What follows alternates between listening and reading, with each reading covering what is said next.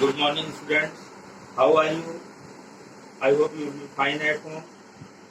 Okay, now come to today's topic. ये आज का टॉपिक चैप्टर 2 पे जा रहा है. ये क्लास 11th को बिलोंग करेगा फिजिक्स में. और चैप्टर सेकेंड जो आपका है वो यूनिट्स एंड मेजरमेंट, यानी यूनिट्स क्या है, डिफरेंट क्वांटिटीज की जो कि हमको मेजरमेंट में आवश्यकता पड़ती है. तो पहली बात तो ये हमें मालूम होना चाहिए कि फिजिक्स में फिजिकल क्वांटिटीज किनको कहें. तो कोई भी क्वांटिटी जिसको हम एनी हाउ मेजर कर सकते हैं. एनी हाउ का मतलब चाहे डायरेक्टली मेजर कर रहे हैं, स्केल रख के कुछ नाप रहे हैं, या इनडायरेक्टली मेजर कर रहे हैं, चाहे वो एटम का साइज है, मालिक्यूल का साइज है, यहाँ से सन तक की डिस्टेंसेज हैं, मून स्टार तक की डिस्टेंसेज हैं, जो नहीं कि सन तक गए हैं और हम उस डिस्टेंस को बता सकते हैं. वो इनडायरेक्टली, चाहे वो पैरेलैक्स मेथड की थ्रू हम पता कर रहे हैं या एनी वे किसी भी और वे. ठीक है, तो डायरेक्टली या इनडायरेक्टली किसी भी जिस क्वांटिटी को हम मेजर कर सकते हैं वो एक फिजिकल क्वांटिटी होगी. तो फिर मेजरिंग प्रोसेस क्या चलेगी. तो मेजरिंग प्रोसेस में दो बातें आ जाती हैं. एक तो वो कि उस क्वांटिटी को how many times it belongs to that, यानी वो एक बार, दो बार, तीन बार, कितनी बार उसमें बिलोंग करती. जैसे कि सपोज कर लें कि हमें कोई 10 मीटर की दूरी नापनी थी और एक हमने मीटर स्केल ले लिया. इसका मतलब मीटर स्केल को अगर बार बार अगर हम वहां तक ले जाएंगे एक एक करके, तो हमें 10 बार ये रिपीट करना पड़ेगा. तो यहाँ जो 10 है वो एक न्यूमेरिकल वैल्यू हो गई, न्यूमरिक हो गया, यानी स्मॉल एन से लिख सकते हैं नंबर को. और अगर मीटर में कहने जा रहे हैं तो मीटर इसका यूनिट हो गया. यानी ए से बी तक की डिस्टेंस अगर हम कहना चाह रहे हैं कि ए से बी तक की डिस्टेंस अगर हमने मेजर की और अगर वो कितना मिली 10 मीटर, तो यहाँ पे 10 जो है वो एक न्यूमेरिकल वैल्यू हो गई यानी n, और मीटर जो है वो उसका यूनिट हो. इसी यूनिट को अलग अलग कॉन्सेप्ट में ले जाया जा सकता है, अलग अलग सिस्टम में ले जाया जा सकता है. मान लो मीटर के बजाय कोई कहे हम सेंटी में कहना चाहेंगे, कोई कहे कि हम फीट में कहना चाहेंगे. तो उस हिसाब से जैसा जैसा यूनिट में बदलाव होगा, न्यूमेरिकल में भी बदलाव उसी हिसाब से दिखेगा. और ये इनडायरेक्टली दिखेगा, यानी अगर यूनिट बड़ा ले रहे हैं तो डिजिट छोटा होता जाएगा. आपको समझ सकते हैं जैसे 4 मीटर है, और अगर मीटर के बजाय अगर आप यूनिट बड़ा ले लें, यानी मीटर के बजाय और बड़ा यानी किलोमीटर में ले जाएं, तो 4 मीटर को आप कितना किलोमीटर लिख पाएंगे, आप 1000 से डिवाइड करेंगे तो डिजिट छोटी होगी. इसका मतलब हम हमेशा पाएंगे n और u. n मतलब न्यूमेरिकल वैल्यू, u का मतलब unit. Both are inversely proportional. Inversely means अगर एक बढ़ता है तो दूसरा घटेगा. ओके, तो मेजरिंग प्रोसेस में यही बात आ जाएगी कि for the measurement of physical quantity, जैसे कि मान लो कि फिजिकल क्वांटिटी को एक्स से डिनोट कर ली, तो उसके लिए 2 things are required. One is the unit जिसको यू से लिखते हैं, and second one is the numeral value यानी number n. So we can represent it as x is equal to nu type. तो रिमेम्बर ये बात आप हमेशा ध्यान रखें, जैसा कि अभी समझा चुके हैं. n is inversely proportional to u, या u is inversely proportional to n, यानी इन जनरल कह सकते हैं n1 u1 is equal to n2 u. अब बात आती है कि भाई क्वांटिटीज जो अगर है हमारे पास फिजिकल, उसमें क्या सब अपने में यूनिक है, दूसरों पे डिपेंड करती है या नहीं डिपेंड करती है. तो यहाँ भी एक चैप्टर खुल जाता है इस बात का कि क्वांटिटीज जो है वो 2 कैटेगरी में, एक तो अपने में कंप्लीट है जो दूसरों पे डिपेंड ना करें, ऐसा फंडामेंटल कहलाएगा. जैसे 1 से लेके 0 से लेके 9 तक का डिजिट, आप इसको कह सकते हैं कि ये जो है वो नेचुरल नंबर का वो हिस्सा 0 से 9 तक है, वो और किसी पे डिपेंड नहीं करता है, अपने में कंप्लीट है लिखने के लिए. जैसे लेकिन अगर हमको 10 लिखना है, 11 लिखना है, 12 लिखना है, तो हमें 12 लिखने में 1 और 2 दोनों की मदद लेनी पड़ी. इसका मतलब वो यूनिक नहीं रह गया, वो जान लो कंपोजिट होता चला गया. तो वही जो यूनिक जिसको कह रहे हैं वही जान ले फंडामेंटल है, जिसको कंपोजिट कहना चाह रहे हैं वही जान ले की डेराइव है. तो जो अपने में कंप्लीट है यानी which is complete in itself, that means does not depend other quantities to represent that, यानी जो अपने में कंप्लीट हो और दूसरे पे डिपेंड होने की आवश्यकता जिसको ना पड़े, तो ऐसी क्वांटिटीज फंडामेंटल होंगी. तो इसको ऐसे डिफाइन हम लोग कर सकते हैं कि quantities which are unique itself and does not depend on the other are called fundamental quantities. FQ short में लिख लें, लाइक जैसे कि लेंथ है, मास है, टाइम है, टेम्परेचर। लेंथ को लिखने में किसी और पे जाने की जरूरत नहीं, मास को लिखने में किसी और की जरूरत नहीं। लेकिन अगर आप स्पीड लिखें तो स्पीड को डिस्टेंस अपॉन टाइम कहना पड़ता है, यानी दो की जरूरत पड़ती है। तो ऐसी क्वांटिटीज डिराइव हो जाएंगी, यानी which depend on two or more than two. दो से ज्यादा पे भी डिपेंड कर सकती है, दो पे भी डिपेंड कर सकती है, या उससे ज्यादा पे डिपेंड कर सकती है।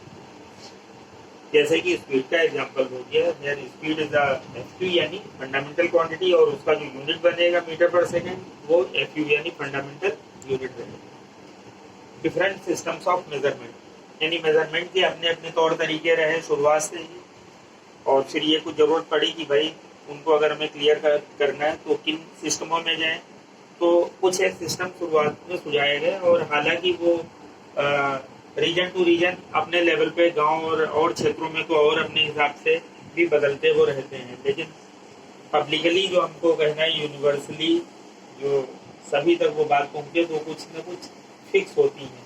वो कुछ इस तरीके से कहीं सीडीएस सिस्टम एडॉप्ट किया गया, कहीं एफपीएस, कहीं एमपीएस, जिसमें दूरी का, वजन का यानी मास का, और टाइम का इंक्लूजन था। यानी ऐसा सिस्टम जिसमें दूरी को सेंटीमीटर में, मास को ग्राम में और टाइम को सेकंड में नापे, उसको हम सीडीएस सिस्टम कहते हैं।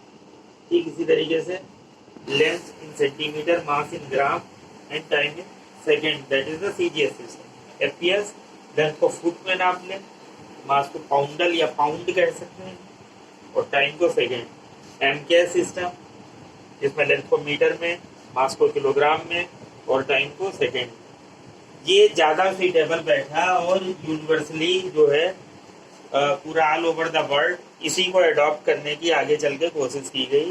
वो कब, जब फर्दर जो नॉलेज में क्वांटिटीज और आती चली गई, जब इंसान ने जैसा डेवलप किया, नई नई बातों की खोज की तरफ निकला, तो उनकी यूनिटों की आवश्यकताएं भी पड़ी।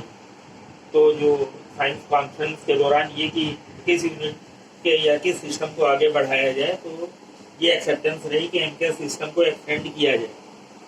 वो फिर यूनिवर्सली अडॉप्ट किया गया हर जगह। तो इनके सिस्टम का अगर हम ब्रॉड स्केल पे देखें कि बढ़ा हुआ फॉर्म, तो हम कह सकते हैं एसआई सिस्टम, यानी इंटरनेशनल सिस्टम।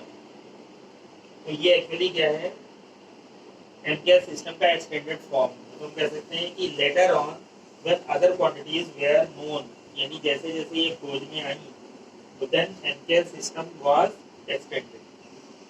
अब इसमें क्या है, क्वांटिटीज और यूनिट्स। जैसे कि क्वांटिटी में वही फंडामेंटल की बात हम लोग करते हैं कि मास को मीटर में, टाइम को सेकंड में, मास लेंथ को मीटर में, मास को किलोग्राम में, टाइम को सेकंड में। फिर इलेक्ट्रिक करंट जैसे कि जैसे नॉलेज में आई, तो एम्पियर में। ल्यूमिनस इंटेंसिटी जो लाइट की ग्लो होती है, चमक होती है, उसको ल्यूमिनस इंटेंसिटी, उसको कैडेला में नापते हैं।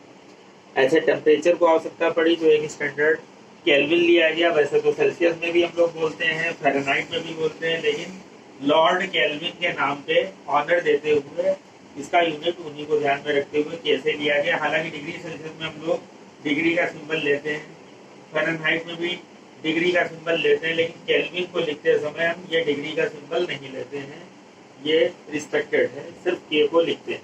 ओके।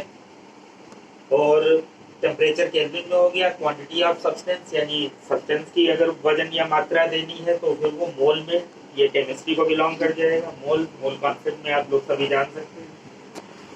फिर सप्लीमेंट्री क्वांटिटीज की बात है, यानी वो एवोगैड्रो नंबर पे डिपेंड करता है। मोल कॉन्सेप्ट जो होता है 6.023 × 10⁻23 पार्ट जो है वो कंटेन करे किसी भी सब्सटेंस के लिए कहा जाता है उसका एक आइटम या मालिक्यूल, यानी उसमें इतना केयर करना है। ये एवोगैड्रो कॉन्सेप्ट पे आधारित है। सप्लीमेंट्री क्वांटिटीज एंड वेरिएशन, इन 6 के अलावा 2 और भी ऐसी क्वांटिटीज नोन हुई जिनके बारे में सप्लीमेंट के तौर पे बोला गया। एक तो एंगल, जिसको रेडियन में मेजर किया जाता है, हालांकि डिग्री में हम लोग कहते हैं, लेकिन डिग्री एक सुविधाजनक है। डिग्री का मतलब होता है डिवीजन। जैसे स्केल पे भी छोटे छोटे निशान हैं, these are only the marks are degree.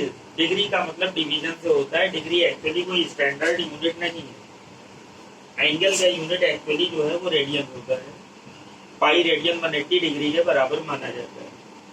और सॉलिड एंगल यानी कहीं से कुछ क्रॉफ्ट किया, 3D ज्योमेट्री में चले जाएं, यानी कहीं कुछ 3 डायमेंशन की बातों को कर रहे हैं, कुछ क्रॉफ्टिंग में कुछ कोई खास आकार प्रकार काट के, तो जो एंगल वहां पे जो देख रहे हैं वो सॉलिड एंगल में चला जाएगा, उसको हम लोग स्टेरेडियन में मेजर करते हैं। तो फिलहाल चैप्टर 2 का एक इंट्रोडक्शन, शुरुआती जो हिस्सा पढ़ता है वो यही सब कुछ आपको पढ़ने को होता है।